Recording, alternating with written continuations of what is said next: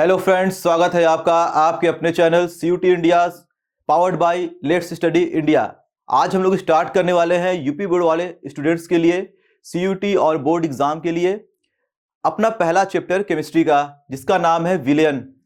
आज हम लोग विलयन को पढ़ेंगे, सारे चीज़ों को समझेंगे जितने भी हमारे विलयन में। देखिए, हमें स्टार्ट क्या करना है, यहाँ में सांद्रता के बारे में पढ़ना है। विलयन क्या होता है, उसके प्रकार क्या होते हैं, वो सब हम लोग पढ़ेंगे और उसके फॉर्मूले को देखेंगे, जिससे हमारा एग्जाम में न्यूमेरिकल आता है।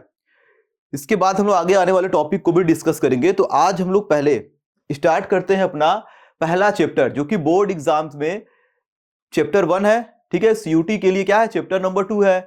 CUT में हमारा पहले क्या पढ़ना है, ठोस अवस्था पढ़ना है, तो उसको हम लोग बाद में करेंगे, क्योंकि हमारा पहले क्या है, बोर्ड का एग्जाम तो क्लियर हो, फिर उसके बाद हम लोग चलेंगे अपना जो भी रिलेटेड टॉपिक है उसको हम लोग पढ़ेंगे। तो हमारे साथ में दोनों चीजें चलती रहे, इसीलिए हम लोग आज स्टार्ट करने वाले हैं विलयन। तो बात देखिए करेंगे कि विलयन है क्या। तो क्लास 11th में हम लोगों ने कहीं ना कहीं पढ़ा होगा, जो पहला चैप्टर था, ठीक, केमिस्ट्री का जो पहला चैप्टर था, उसमें हम लोगों ने बहुत सारे सांद्रता के बारे में पढ़े होंगे। सांद्रता के अलग अलग, ठीक है, फॉर्मूलेज होते हैं, उसको हम लोगों ने देखा होगा। मोलरता, मोललता, मोल प्रभाज, जिसको मोल अंश भी बोलते हैं, ठीक है, द्रव्यमान प्रतिशत, आयतन प्रतिशत, द्रव्यमान आयतन प्रतिशत। वहीं से हमारा स्टार्ट होता है ये भी टॉपिक, ठीक, जिसको हमें क्लास 12th में पढ़ना है। तो अगर मैं बात करूंगा विलयन की, तो यहाँ पे देखिए डिफिनीशन इसका दिया हुआ है। ठीक, क्या डिफिनीशन लिखा हुआ है, 2 या 2 से अधिक, क्या लिखा हुआ है, 2 या 2 से अधिक रासायनिक पदार्थों का समांग मिश्रण है, या हम लोग सिंपल भाषा में बोल सकते हैं, ठीक है, 2 या 2 से अधिक पदार्थों के समांगी मिश्रण को क्या बोलते हैं, विलयन बोलते हैं। तो मिश्रण क्या है, मिश्रण का मतलब ही होता है कुछ भी चीजों को हम लोग मिला दें। उसमें भी दो तरह के होते हैं, एक होता है समांगी और एक होता है विसमांगी।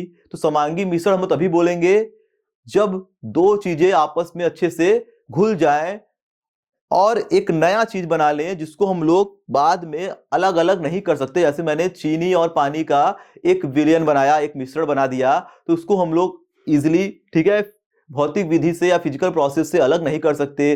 पानी में मैंने नमक डाल दिया, तो ये सब क्या है, समांगी मिश्रण है। तो समांगी मिश्रण ही क्या होता है, विलयन कहलाता है। अब यहाँ पे वर्ड दिया गया है 2 या 2 से अधिक, तो 2 अगर लेंगे, ठीक, तब भी हमारा विलयन बन जाएगा। इसमें मैंने चीनी और पानी डाल दिया, एक विलयन ये बन गया। मैंने चीनी पानी के साथ उसमें थोड़ा साल्ट या ग्लूकोज भी डाल दिया, तब भी विलयन बन गया। तो जरूरी नहीं है कि मिश्रण हमारा या विलयन जो बने उसमें 2 ही चीजें हो, 2 से अधिक भी हो सकती हैं, लेकिन जो मिश्रण होना चाहिए वो समांगी होना चाहिए, अच्छे से घुलना चाहिए। तो हम लोगों ने तो समझ लिया। एग्जाम्पल लेते हैं और थोड़ा सा हम लोग बात करते हैं, ठीक है, समांगी मिश्रण के बारे में। अब देखिए यहाँ पे हम लोग बात करने वाले हैं विलयन की।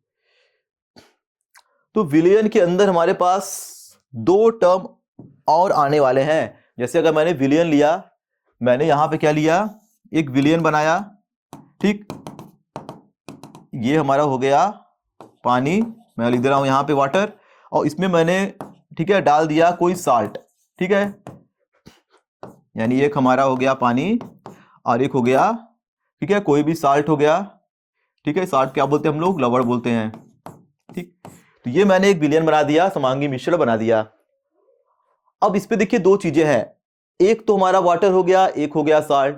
तो सॉल्यूशन के या विलयन के 2 अलग अलग क्या होते हैं, पार्ट होते हैं। पार्ट का मतलब इसको हम बोलते हैं 2 इसके अंग हैं, ठीक। अंग का मतलब एक हमारा जल है और एक है लवण। तो इसे हम लोग क्या बोलेंगे, इसको हम लोग बोलेंगे विलायक। इसे क्या बोलेंगे, विलायक, ठीक। और इसे क्या बोलेंगे हम लोग, विलेय। इसे क्या बोलेंगे, विलेय। यानी हमारा जो साल्ट है वो पानी में जाके घुल रहा है, साल्ट क्या है, पानी में जाके घुल रहा है, तो ये हमारा क्या हो गया, विलेय हो गया, यानी क्या हो रहा है, घुल रहा है। और विलायक मतलब जो अपने अंदर घुलता हो।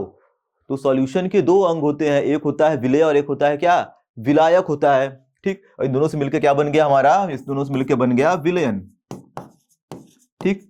तो ये तो मैंने एग्जांपल से बताया कि ये विलायक है, ये विलेय है, लेकिन कैसे और समझेंगे। और अगर कोई पूछेगा कि विलायक क्या होता है, विलेय क्या होता है, हमें अलग से बताना होगा, तो हम लोग क्या वर्ड यूज करेंगे, तो विलायक का मतलब क्या होता है, जिसकी मात्रा विलयन के अंदर ज्यादा होती है वो क्या कहलाता है, विलायक कहलाता है। तो ये ज्यादा मात्रा में होगा और जिसकी मात्रा विलयन के अंदर कम होती है वो क्या कहलाएगा, विलेय कहलाएगा। और इन दोनों का मिश्रण क्या कहलाता है, विलयन कहलाता है। कौन सा मिश्रण होता है, समांगी मिश्रण होता है। और हमें देखिए पढ़ना क्या है, जरूरी नहीं है कि विलयन के अंदर एक ही विलेय हो, एक ही विलायक हो। समांगी मिश्रण मैंने बोला है दो या दो से अधिक भी हो सकते हैं, लेकिन हमें इस चैप्टर के अंदर जो पढ़ना है विलयन, वो कैसा पढ़ना है, द्विअंगी विलयन पढ़ना है, बाइनरी सॉल्यूशन पढ़ना है। द्विअंगी इसलिए जिसमें क्या हो, एक विलायक हो एक विलेय हो, तो हमें द्विअंगी विलयन के बारे में ही पढ़ना है। तो यहां पे मैं लिख दे रहा हूं, ठीक, द्विअंगी विलयन के बारे में पढ़ेंगे, जिसमें क्या बोलते हैं, बाइनरी, क्या बोलते हैं, बाइनरी सॉल्यूशन बोलते हैं। तो ऐसे ही सॉल्यूशन की हम लोग बात करेंगे, ऐसे ही सॉल्यूशन से क्वेश्चन पूछे जाते हैं। अब आइए हम लोग चलते हैं अपने टॉपिक की तरफ। ये तो हम लोगों ने देख लिया विलयन क्या था।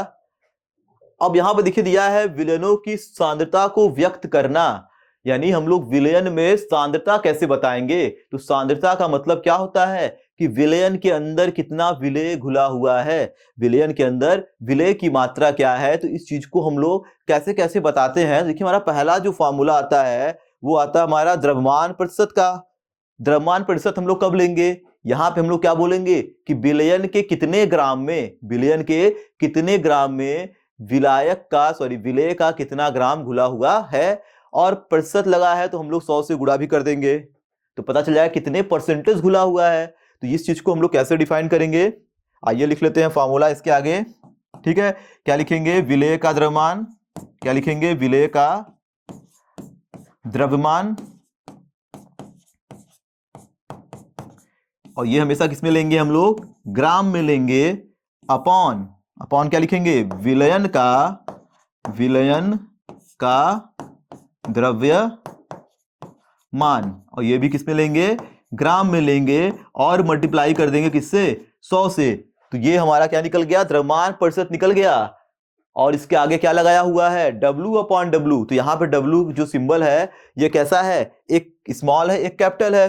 ठीक है, तो हम लोग यहाँ पे देख सकते हैं एक W हम लोग लेंगे स्मॉल, तो स्मॉल W किसके लेते हैं, स्मॉल W लेते हैं। देखिए यहाँ पे 2 W यूज हो रहा है, एक स्मॉल W ये क्या दिखा रहा है, ये दिखा रहा है हमारा विलेय का द्रव्यमान, विलेय का द्रव्यमान, ठीक, ग्राम के अंदर। और कैपिटल W क्या दिखा रहा है, ये दिखा रहा है हमारा विलायक, क्या दिखा रहा है, विलायक का द्रव्यमान। तो अगर मैं इस फार्मूले को, ठीक है, सिंबलाइज करूं या सिंबल के रूप में लिखना चाहूं, ठीक है, कैसे हम लोग दिखाएंगे, ठीक है, W से, तो ऐसे भी हम लोग लिख सकते हैं। क्या होगा, विलेय के लिए क्या लिख रहे हैं, स्मॉल W, और नीचे क्या है, विलयन है। तो विलयन कैसे बनता है, विलेय और विलायक से तो मिलकर विलयन बनता है। तो नीचे क्या लिखेंगे, नीचे कैपिटल W नहीं लिखना है, क्या लिखना है, small W plus capital W into 100। ये बन गया हमारा द्रव्यमान प्रतिशत का फॉर्मूला। क्या लिखेंगे, W अपॉन W परसेंटेज का, ये क्या बन गया, ये बन गया हमारा W अपॉन W परसेंटेज का फॉर्मूला। अब इस फॉर्मूले से क्वेश्चन नहीं पूछता है तो इतना पढ़ने का क्या फायदा जब क्वेश्चन ही नहीं पूछेगा। इस फार्मूले का हमें यूज करना है, इस फार्मूले से हमें कुछ चीजें समझनी है।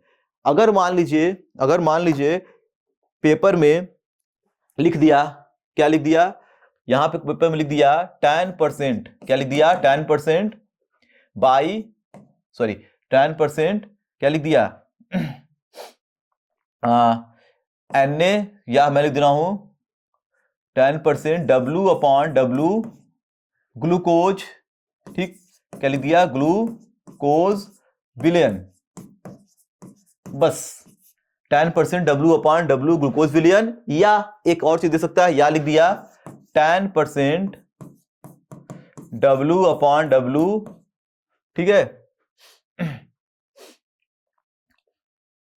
ठीक, या भी एक ही समझते हैं। ठीक है, तो ये हमारे पास दे दिया, देखिए 10% W अपॉन W ग्लूकोज विलयन। अगर ऐसे लिख दिया, ठीक है, या लिख दिया द्रव्यमान द्वारा, ठीक, तो ऐसे भी समझ सकते हैं। तो यहां पे इसका मतलब हमें समझना है इस फार्मूले के थ्रू।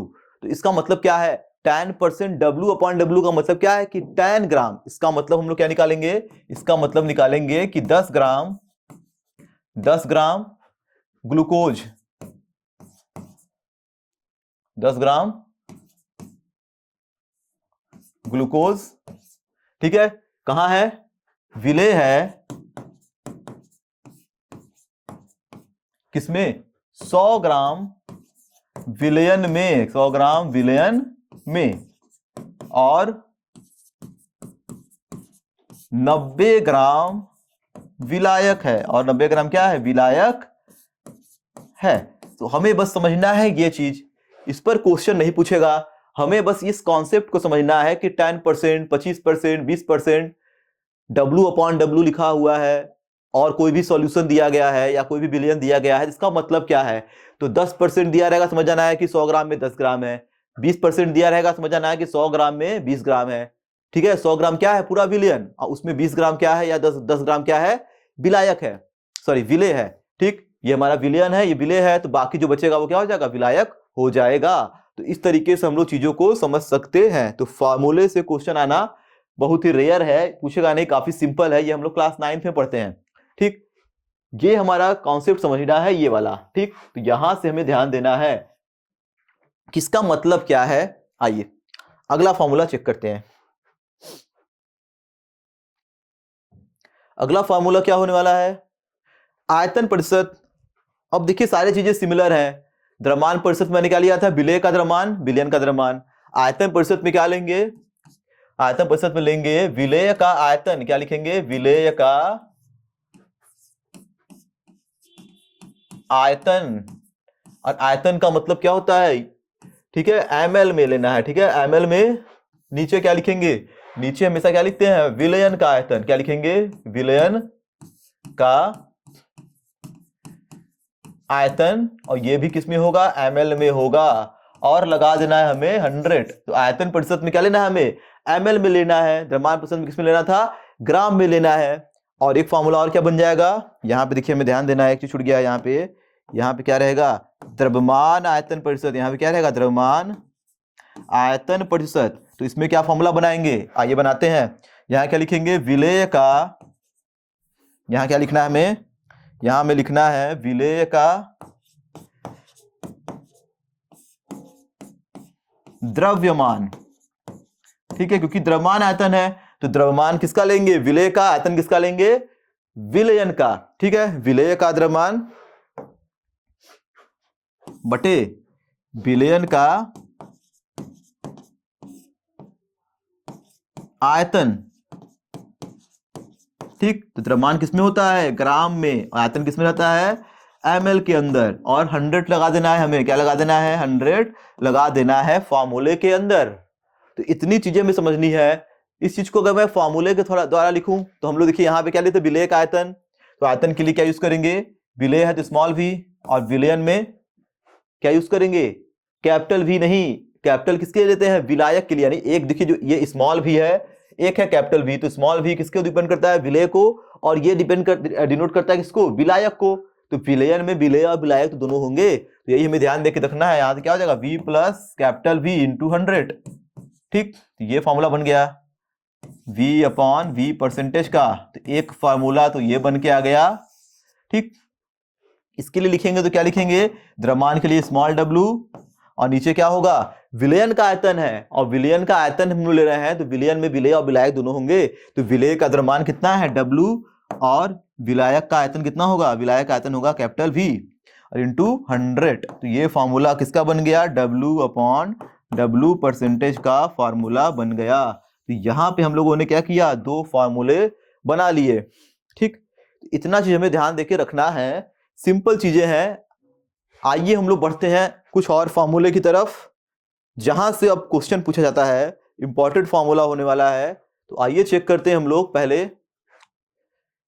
एक और देखिए फॉर्मूला यहाँ पे आ गया, ये काफी रेयर है, पूछता कम है, पढ़ लेते हैं इसको भी। क्या दिया हुआ है? पार्ट पर मिलियन। पार्ट पर मिलियन, इसको हम लोग शॉर्टकट में क्या लिखते हैं? ppm, पार्ट पर मिलियन। पार्ट पर मिलियन, ठीक। मिलियन का मतलब 10 लाख। मिलियन का मतलब क्या होता है? 10 लाख। और 10 लाख का मतलब क्या होता है? 10⁶, यानी 1 मिलियन मतलब 1 मिलियन का मतलब होता है 10 लाख। यानी इसके आगे 1 2 3 4 और 5 जीरो और एक 6 जीरो लगाएंगे, यानी 10 के पावर क्या हो जाएगा? 6 हो जाएगा। तो जितने भी फॉर्मूला हम लोगों ने पढ़ा है उसमें अगर उसमें मैं 100 की जगह 10 की पावर 6 लगा दूं तो वही फॉर्मूला बन जाएगा पार्ट पर मिलियन का। पार्ट पर मिलियन देखिए यूज कब करते हैं, ये भी हमारा एक सांद्रता है। ठीक, अभी हम लोगों ने द्रव्यमान प्रतिशत देखा, आयतन प्रतिशत देखा और द्रव्यमान आयतन प्रतिशत देखा, सभी के सभी सांद्रता को डिफाइन कर रहे थे। पार्ट पर मिलियन भी सांद्रता को ही बताता है, लेकिन होगा क्या कि ऐसा सांद्रता हम लोग निकालेंगे जिसमें जो विलेय है वो पूरे विलयन की तुलना में बहुत ही कम मात्रा में उपस्थित होगा। यानी जैसे अगर मैं बहुत ढेर सारा पानी ले लूं, एक टंकी पानी ले लूं, ढेर सारा 1000 10,000 लीटर पानी ले लूं और उसमें मैंने थोड़ा सा डाल दिया उस पानी को, ठीक है, शुद्ध करने के लिए, क्लीन करने के लिए क्लोरीन का गोली डाल दिया या क्लोरोफॉर्म डाल दिया। तो क्लोरोफॉर्म ढेर सारा डालेंगे नहीं, एक बोरा थोड़ा सा डालेंगे, बस हमें बैक्टीरिया मारना है, उसका टेस्ट खराब नहीं करना है पानी का। तो वो जो हमारा क्लोरीन का गोली जा रहा है उस ढेर सारे पानी के अंदर, वो क्या है, वो विलय का काम कर रहा है और पानी पूरा क्या है, विलायक है। तुम्हारा जो विलयन बना उस विलयन में विलय की मात्रा बहुत ही कम मात्रा में प्रेजेंट है। तो ऐसे सॉल्यूशन के सांद्रता को या ऐसे विलयन की सांद्रता को हम लोग किसमें निकालते हैं, पार्ट पर मिलियन के अंदर निकालते हैं। तो इसके लिए फॉर्मूला हम लोग क्या लिखेंगे, फॉर्मूला लिखेंगे इसके लिए, ठीक है, विलय की मात्रा, विलय की मात्रा। अब ये जो विलय की मात्रा है वो ग्राम में ले सकते हैं, ठीक है, ml में ले सकते हैं, कोई दिक्कत नहीं है, कोई दिक्कत नहीं है। अपॉन विलयन की मात्रा, विलयन की मात्रा, ठीक, और ये किस में हो सकता है, ये ग्राम में हो सकता है और ml में हो सकता है। ठीक, अब देखिए है क्या, ग्राम अपॉन ग्राम, द्रव्यमान प्रतिशत के आगे 10 की पावर 6 लगा दीजिए, ppm निकल गया। ठीक, यानी कब यूज करेंगे, जब विलय बहुत ही कम हो, विलय बहुत ही कम होगा। और क्या है, द्रव्यमान बटे आयतन प्रतिशत यानी ग्राम ml में यूज कर सकते हैं और आयतन बटे आयतन में भी यूज कर सकते हैं। तो हम लोग कोई भी सांद्रता के लिए लेंगे, चाहे ग्राम चाहे ml चाहे 1 ग्राम 1 ml में, सबके लिए ये फॉर्मूला एप्लीकेबल है। बस हमें क्या करना है, 10 की पावर यहां पे 6 लगा देना है। ठीक,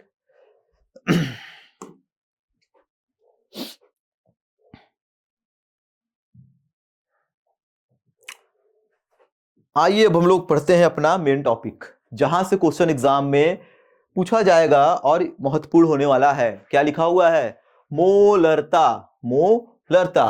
अब मोलरता क्या होता है, मोलरता को अगर मैं बताऊं, मोलरता को अगर मैं बताऊं तो मोलरता हमारा क्या दिखाता है, मोलरता दिखाता है किसी बिलियन के, ठीक है, किसी बिलियन के लीटर में, किसी बिलियन के लीटर आयतन में विलय की कितनी मात्रा, विलय का कितना मोल उपस्थित है, विलय का कितना मोल उपस्थित है। अब मोल क्या होता है, मोल का मतलब क्या होता है, कणों की संख्या, नंबर ऑफ पार्टिकल्स को जैसे हम लोग, ठीक है, बताते हैं, वही क्या होता है, हमारा मोल होता है। हम लोगों ने मोल के बारे में पढ़ा होगा कि 1 मोल, ठीक है, 6.022 इंटू 10 के पावर माइनस 10 के पावर 23 के बराबर होता है, यानी ये बहुत बड़ा नंबर है।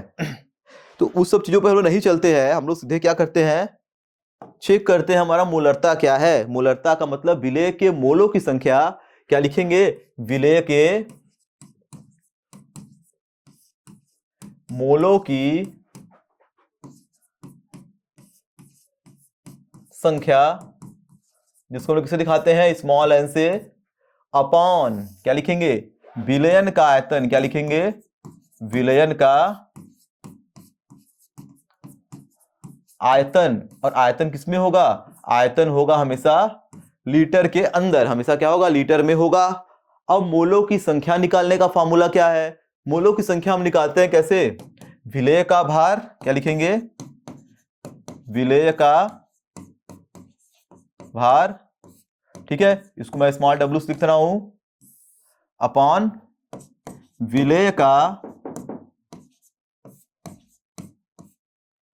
विलय का अणु भार, क्या लिखेंगे, अणु भार। और अणु भार के लिए क्या यूज करेंगे हम लोग, स्मॉल m यूज करेंगे। अब अणु भार को हम लोग क्या बोलते हैं, अणु भार को हम लोग एक और, ठीक है, अणु भार या अणु द्रव्यमान भी लिख सकते हैं, इसमें कोई दिक्कत नहीं है। और नीचे तो हमारा वही है, ठीक है, आयतन है बिलियन का, लीटर में बिलियन का आयतन किसमें है, लीटर के अंदर है। तो ये हमारा बन गया मोलरता। ठीक, मोलरता का मतलब अगर मैं इसका डिफिनीशन लिखूं तो डिफिनीशन देखिए पूछेगा नहीं, सीधे सीधे हमें क्या करता है, यहां से न्यूमेरिकल आता है, तो न्यूमेरिकल ठीक है हम लोग सीधे लगाएंगे। तो बिलियन के 1 लीटर में बिले की कितने मोल है, मोलरता हो गया। तो इस तरीके से हम लोग बता सकते हैं मोलरता। क्वेश्चन में क्या करेगा, विलेय का भार दिया रहेगा, जनरली कभी कभी निकालने के लिए पूछता है, मान लेते हैं विलेय का भार दिया है। और अणु भार कैसे निकालते हैं, अणु भार का मतलब क्या होता है, जो इसके फार्मूले से निकालते हैं। जैसे मैंने ग्लूकोज लिखा, अब ग्लूकोज के अंदर 6 कार्बन है, ठीक है, 12 हाइड्रोजन है, 6 ऑक्सीजन है, तो सबके अणु भार को हम लोग क्या करेंगे, मल्टीप्लाई करके ऐड करके निकालेंगे, तो हमारा 180 ग्राम पर मोल आएगा। तो वही हमें यहाँ पे रख देना है। ठीक, भार तो क्वेश्चन में दिया है, वो हम लोग कितना लेते हैं, ठीक है, यानी ये दिया हुआ रहेगा, ये तो फार्मूले से निकालते हैं। आयतन क्या करेगा, आयतन हमें से कैसे निकालना है, आयतन कभी कभी दे देगा ml में, तो ml को हम लोग कन्वर्ट कर देंगे लीटर में, यानी 1 ml में, ठीक है, क्या होता है 1/1000 लीटर। तो हम लोग क्या करेंगे, लीटर ml में देगा तो उसको हम लोग 1000 से डिवाइड कर देंगे। तो हमें कुछ चीज ध्यान देनी है आयतन में कि 1 लीटर का मतलब 1000 ml, ठीक, 1 लीटर का मतलब और क्या होता है, 1000 सेंटीमीटर क्यूब होता है, यानी 1 सेंटीमीटर क्यूब का मतलब क्या होता है, 1 ml होता है। तो कन्वर्जन ध्यान देना है। मान लीजिए आयतन दे दिया सेंटीमीटर क्यूब में और हम लोग घबरा गए कि अरे क्या गया, तो सेंटीमीटर क्यूब का मतलब ही क्या होता है, 1 ml होता है। सेंटीमीटर क्यूब का मतलब 1 ml ही तो होता है। और जैसे हम लोग ml को लीटर में कन्वर्ट कर रहे हैं, ml को लीटर में कन्वर्ट करने के लिए क्या करेंगे, 1000 से भाग दे देंगे। वैसे ही सेंटीमीटर में भी 1000 से भाग ही देना रहेगा, कोई दिक्कत नहीं है। तो आयतन के लिए हमें ये सब कन्वर्जन याद रखना है। ठीक, मोलों की संख्या निकालने के लिए हमें भार बटे अणु भार आना चाहिए, अणु भार दिया रहेगा क्वेश्चन में, अणु भार निकालने आना चाहिए। तो क्वेश्चन इस तरीके से पूछता है। एक फार्मूला देखिए मोलरता का ये है, एक फार्मूला और है, एक फार्मूला हमारा एक और होता है मोलरता का, उसको आइए हम लोग यहां पे लिख लेते हैं। एक फार्मूला हमारा बनता है M1V1 इक्वल टू M2V2।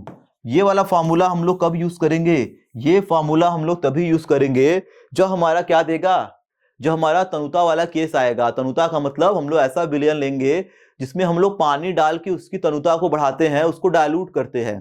तो उस कंडीशन में आयतन हमारा चेंज होगा। आयतन क्या हो रहा है, V1 से बढ़ के V2 हो गया।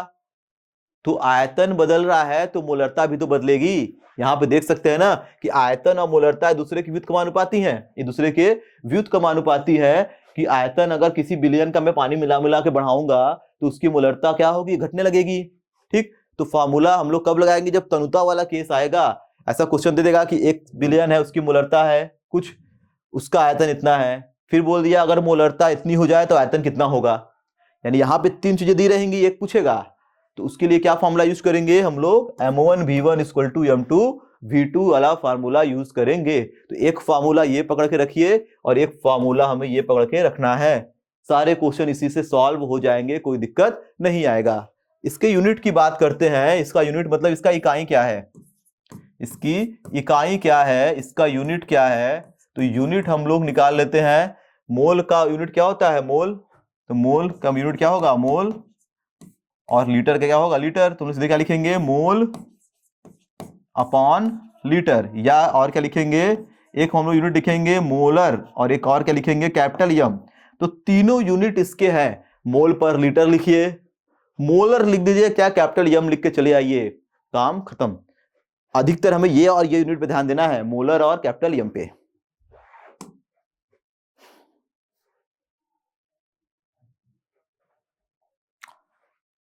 अब हमारा दूसरा आता है सांद्रता, मोललता।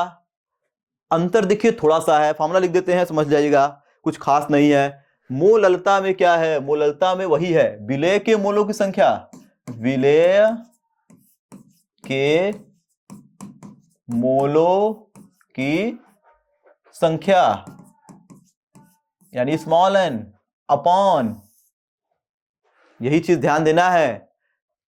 क्या लिखेंगे, विलायक का भार या विलायक का द्रव्यमान किसमें, किलोग्राम में। यहां क्या लिखेंगे, विलायक का विलायक का, ठीक है, द्रव्यमान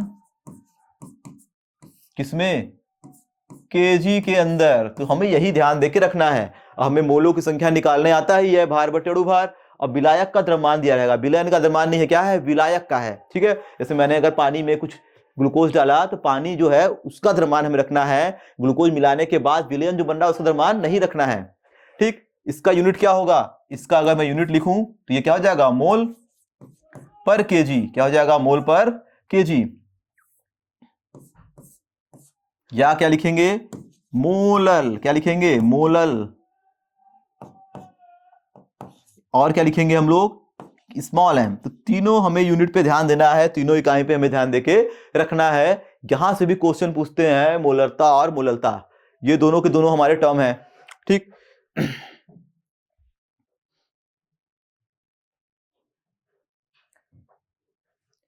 फिर देखिए हमारा लास्ट आता है मोल अंश। ठीक, जिसको हम लोग हिंदी में बोलते हैं मोल प्रभाज। ठीक, और क्या बोलते हैं इसको हम लोग, मोल प्रभाज के नाम से भी जानते हैं। तो मोल अंश क्या है, तो विलयन के अंदर अगर हमारे पास द्विअंगी विलयन है तो दो चीज होगा, एक होगा विलेय, एक होगा विलायक। तो विलेय का कितना मोल है, ठीक है, और विलायक का कितना मोल है, ये तुम्हारा क्या है, मोल। अब मोल का अगर मैं अंश निकालूं, अंश का मतलब हमें क्या निकालना है, ठीक है, विलयन के अंदर विलेय का कितना भाग है। ठीक, और विलयन के अंदर विलायक का कितना भाग है। अगर मैं विलयन को मान लूं 1, ठीक है, अगर मैं विलयन को मान लूं 1, और उसमें अगर मैंने एक विलयन ले लिया, उसको मैंने मान लिया ये पूरा का पूरा एक विलयन है, उसको मैंने कंसीडर कर लिया 1। अब मान लेते हैं इस विलयन के, ठीक है, 1/4 पार्ट विलेय का है। इस विलयन में 1/4 पार्ट किसका है, विलेय का है। और ये जो बचा है कितना है, 1 2 3 और चारों का 3 भाग, यानी ये कितना है, ये हमारा हो गया 3/4। तो 3/4 पार्ट किसका है, 3/4 पार्ट है विलायक का, यानी ये वाला पार्ट हो गया विलायक का, और ये वाला पार्ट होगा किसका, विलेय का। ठीक, तो यही चीज क्या दिखा रहा है, इसके मोल अंश को दिखा रहा है। यानी विलयन के अंदर विलेय का कितना भाग है, तो 3/4, और विलेय का कितना है, 1/4 है। हमेशा विलेय क्या होता है, कम होता है, विलायक ज्यादा होता है। तो अब हम लोग फॉर्मूला अलग अलग बनाएंगे, विलायक का मोल अंश अलग लिखेंगे, विलेय का अलग लिखेंगे। कैसे लिखेंगे आइए देखते हैं। तो मोल अंश अगर मैं लिखूं विलायक के लिए ठीक है, तो क्या लिखेंगे हम लोग, विलायक, ठीक है, यहां पे देखिए हम लोग मान लें, शुरू में माना, ठीक, विलायक के मोलों की संख्या क्या है, एन, या मैं लिख दे रहा हूं, हाँ, एन ए है। और विलेय के मोलों की संख्या क्या है, एन बी है। ठीक, इतना मैंने मान लिया। तब आइए हम लोग चेक करते हैं। तब क्या लिखेंगे, विलायक का मोल अंश, क्या लिखेंगे, विलायक का मोल अंश या मोल प्रभाज क्या होगा, विलायक के मोलों की संख्या, क्या लिखेंगे, विलायक के मोलों की संख्या यानी एन ए अपॉन, क्या लिखेंगे, टोटल मोलों की संख्या। टोटल मतलब विलेय और विलायक, तो ये हमारा निकल गया विलायक का मोल अंश, यानी क्या लिखेंगे, N A plus N B. Total का मतलब दोनों जोड़ दीजिए। ऐसे ही हम लोग विलेय के निकालेंगे। ऐसे क्या लिखेंगे, विलेय का मोल अंश, क्या लिखेंगे, विलेय का मोल अंश। इसमें क्या लिखेंगे, विलेय के मोलों की संख्या, यानी क्या लिखेंगे, एन बी, और नीचे क्या हो जाएगा, N A plus N B. तो ये हमारा निकल गया मोल अंश। क्या निकल गया, मोल अंश। यानी पूरे विलयन में विलायक कितना है, पूरे विलयन में विलेय कितना है, ये मोल अंश है। ये हमेशा किसके बराबर होता है, 1 के बराबर होता है। क्यों है, अब देखिए एक चीज और में ध्यान देना है, इसका सिंबल क्या है, इसको हम दिखाते हैं एक्स ए से, ठीक, इसको दिखाते हैं एक्स बी से। एक्स का मतलब मोल अंश के लिए हम लोग एक्स यूज कर रहे हैं, यानी ये। ठीक, टोटल मोल अंश अगर मैं लिखूं यहाँ पे, टोटल अगर मैं मोल अंश लिखूं तो एक्स बराबर क्या हो जाएगा, X A plus X B. अब इसको आइए जोड़ते हैं तो क्या हो जाएगा, N A upon N A plus N B. Plus N B upon N A plus N B, इसको ऐड कर दीजिए तो क्या हो जाएगा N A plus N B, नीचे का सेम है ऊपर का ऐड हो गया तो क्या हो जाएगा N A plus N B, cancel हो गया तो x बराबर क्या आ गया 1, यानी जो टोटल मोल अंश होगा विलयन का वो हमेशा यूनिट होता है, हमेशा 1 होता है, चाहे एक विलय हो चाहे 10 विलय हो, चाहे एक विलायक हो चाहे 10 विलायक हो। ठीक, तो हमेशा ये क्या होगा 1 आएगा, ये हमें ध्यान देके रखना है। ठीक अगर मैं इसके यूनिट की बात करूं तो इसका यूनिट तो होगा नहीं, क्यों नहीं होगा, क्योंकि ये भी नंबर है ये भी नंबर है, ये भी मोलों की संख्या ये भी मोलों की संख्या, तो संख्या अपॉन संख्या काट कट जाएगा, काम हो जाएगा खत्म। तो इसको भी करिए आप लोग नोट।